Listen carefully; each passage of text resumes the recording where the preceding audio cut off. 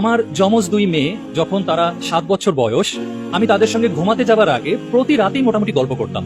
একদিন আমার গল্প করতে ইচ্ছা করলো না, বরং আমার ইচ্ছা করলো ওদেরকে একটা কঠিন প্রশ্ন করব। 7 বছর বয়স, এই যে তাকে নার্চার করছি, ইসলাম বিষয়ে জানছে, পরিবার থেকে অনেক কিছু শিখছে, আসলে ওরা কতখানি কি শিখলো আমার হঠাৎ একদিন এক রাতে পরীক্ষা করতে ইচ্ছা করলো। এবং আমার মনে হচ্ছিল এই পরীক্ষাটা আমার নেওয়া উচিত হবে না, তারপরেও আমি না নিয়ে থাকতে পারছিলাম না, কেন জানি। ঘটনাটা এমন, আমি আমার দুই মেয়ে, আবার বলি মনে মনে কল্পনা করবেন কিন্তু 7 বছর বয়সের দুজন শিশু, যথেষ্ট ছোট। তা আমি ওদেরকে জিজ্ঞেস করলাম, আচ্ছা আম্মু, ধরে নাও তোমরা অনেক বড় হয়ে গেছো এবং তোমরা রাষ্ট্রের গুরুত্বপূর্ণ দায়িত্ব পেয়ে গেছো। তো ওরা দুজন হাসে। আমি বললাম, ধরে নাও তোমরা রাষ্ট্রের বিচার ব্যবস্থার দায়িত্ব পেয়েছো, তোমরা বিচার কাজ সম্পাদন করো। ভালো কথা, ওরা বললো ঠিক আছে, ধরে নিলাম।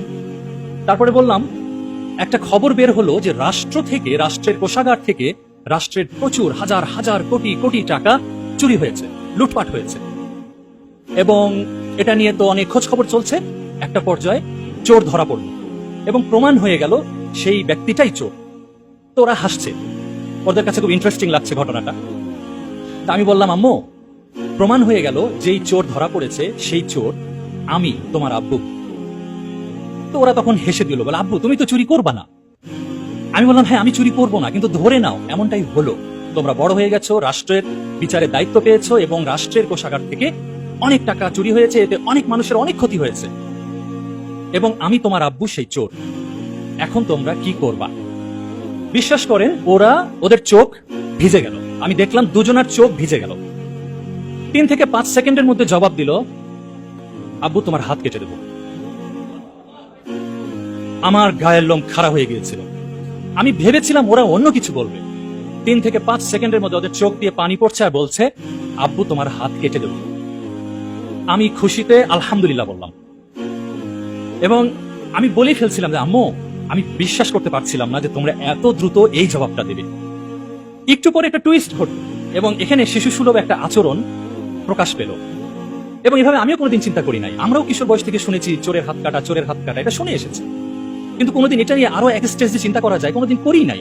আসলে এটারও কারণ হলো আমাদের গার্ডিয়ানরা আমাদেরকে না চিন্তাশীল করে গড়ে তোলে না।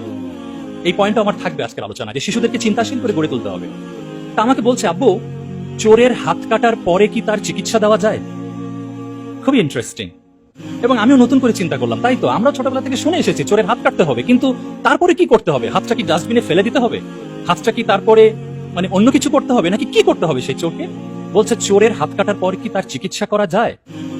আমি বললাম, আম্মু ইসলামিক বিধান কি, এটা নিয়ে আমি চিন্তাই করি নাই, কিন্তু আমার যতটুকু জ্ঞান আছে, হ্যাঁ মনে হচ্ছে তার শাস্তিটা দেওয়ার পর এবার একজন নাগরিক হিসেবে তার চিকিৎসা দেওয়া যেতে পারে। আমি তখন এভাবে বলেছিলাম। তখন আমার মেয়েরা বলল, আব্বু আমরা কিভাবে তাহলে তোমার হাত কাটবো বলে দিই। কিভাবে? বলে আমরা একজন তোমার হাতটা ধরে থাকবো আর একজন তোমার হাতটা কাটবো। বলে কেন? বলে যেন তোমার হাতটা মাটিতে পড়ে না যায়। বলে কেন? বলে কারণ হাতটা মাটিতে পড়ে গেলে ময়লা ধুলা লাগবে, তখন ইনফেকশন হয়ে যাবে। আমরা তাড়াতাড়ি তোমার কাটা হাত আর তোমাকে নিয়ে হাসপাতালে যাব, ডাক্তারকে বলবো সেলাই করে হাতটা লাগাই দেন।